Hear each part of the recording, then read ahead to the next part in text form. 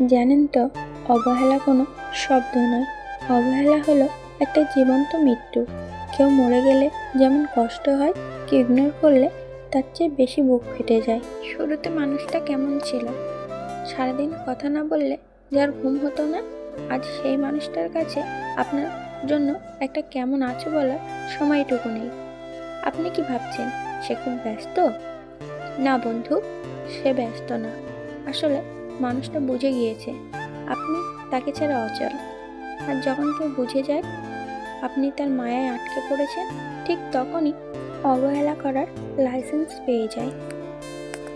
যাকে একসময় নিজের পৃথিবী ভাবতেন, আজ সেই মানুষটার কাছেই আপনি একটা বাড়ির বোঝা।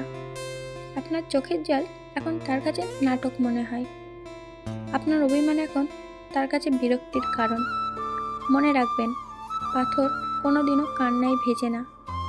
আর যার মনে মায়া নেই তাকে কোনোদিন ভালোবাসা দিয়ে ফেরানো যায় না।